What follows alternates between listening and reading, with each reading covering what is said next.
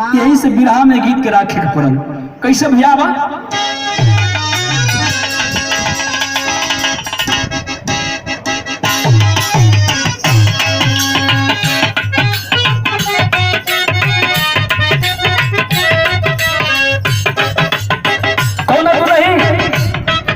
कहले रहे का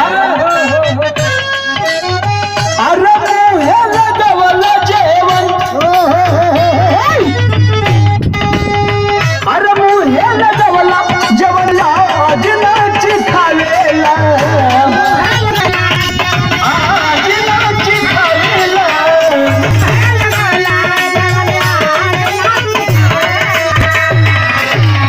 अरे मुहे लगवला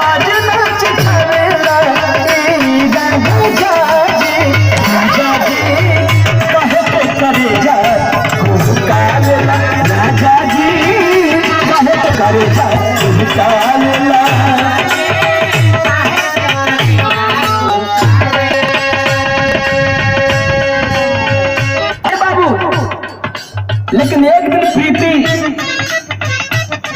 अपने प्रमोद से बात कर भैया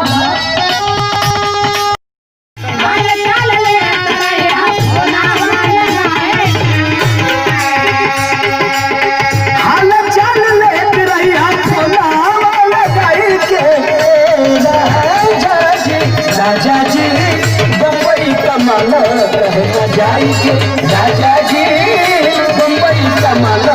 जाई के क्या बात है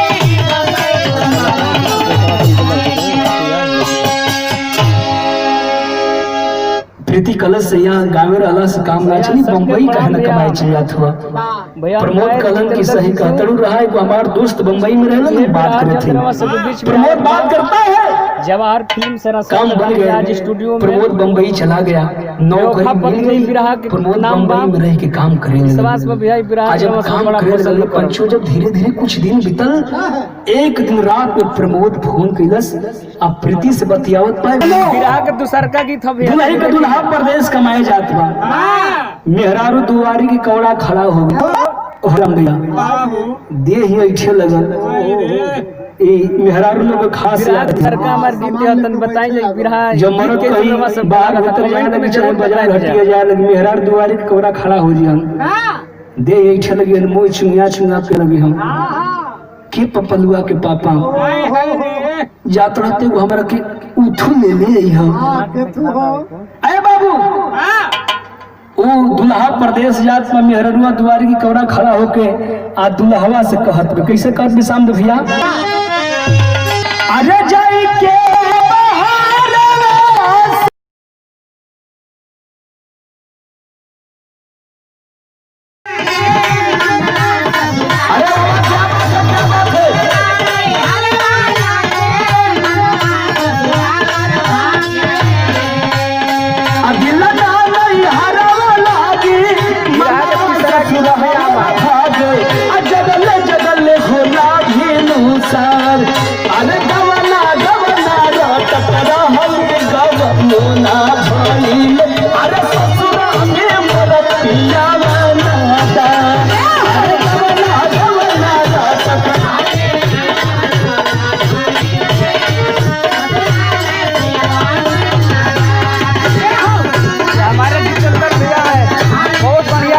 करते हैं भैया जितेंद्र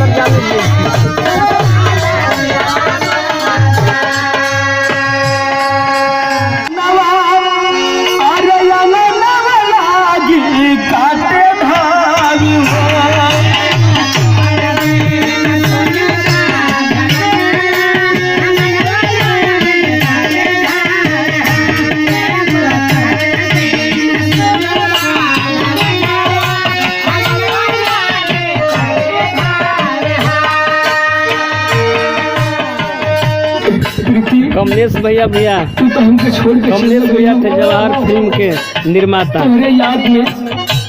और ये हमारे चंदन अकेला जी है हमारे दोस्त हैं अरे ये ईश्वर है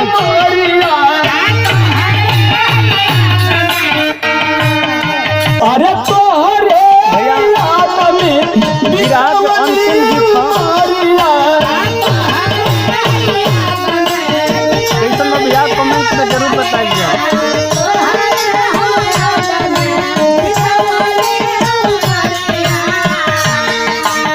अरे ये बदरी सपन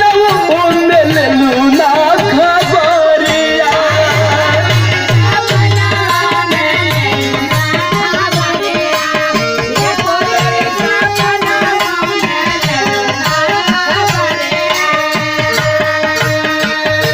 बस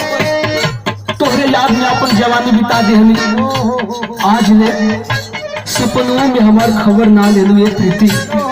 ये कई क्रोध बड़न बाबू तब तक देखे विरहा में एक अजीब मोड़। अरे तबले धनवा विरहा में एक